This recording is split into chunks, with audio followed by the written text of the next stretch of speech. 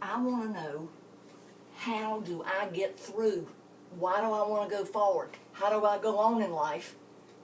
My pet's gone. What's the use? I don't care. I just have had it. I don't care. My pet's gone. It's not worth it. I just want to be at Rainbow Bridge with them. Well, let me tell you how to answer that. My name is Brent Atwater, and I'm an animal medium, and I see and talk to dead pets. So I look at them as if they're in steam form or ghost form, and I have a conversation with them. And the most interesting thing is, they want you to be happy because their bond with you represents love. And like every time you look at their picture and you think, I just can't do this, what they're saying in steam form sitting right beside you is, yes you can. And when you cry the hardest, it means they're the closest to you, because their spirit is activating your heart, and that's why you're crying the most, because you feel it the most. But let me give you some tools that will help. Number one, go over to our PetLifeRadio.com. We have a show called Alive Again, and we have archive after archive of shows that will help you get through grief, tell you ways to get through day to day, and I get tons of emails every day about people who said, thank you for doing those, because it taught me how to get through each day, and I played them 24/7 until I could get through each day. So they do help, and we do give specific instructions, and we have people that are on the shows, just like you, who are torn to shreds, and they are helped.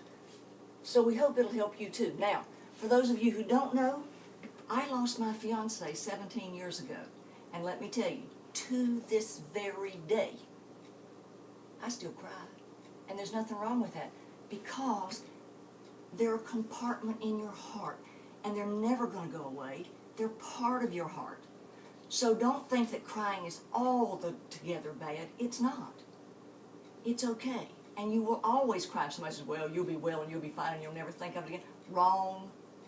You'll always have that special spot in your heart for them. And I know that going there is what you want to do, is go with the happy, so that when you go, they died. No, what you want to do is go, I remember the day when we went to the pet store and he lifted his leg and just pottied all over the dog food.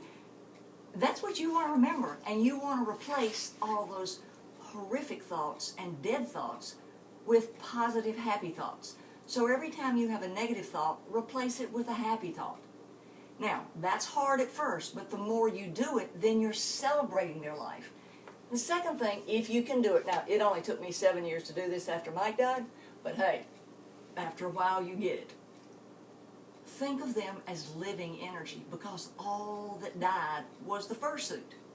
They just slipped out of it. And they slipped out of it to be living energy on the other side.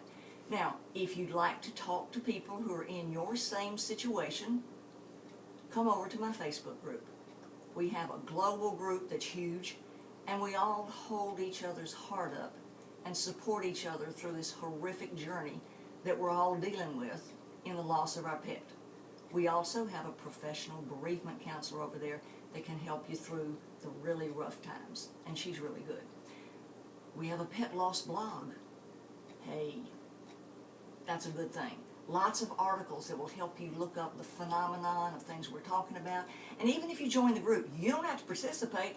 A lot of people are there for years and then finally say, I've been on this 2 or 3 years and now I want to talk about my pet dying, because it's important that we lift each other up.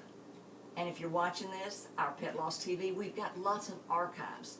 And I hope you'll go through the archives, because each one of them, we address questions that you want to know, just like today. How can I go on with my pet having passed away?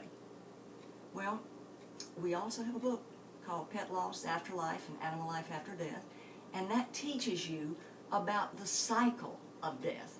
And death is really just the beginning.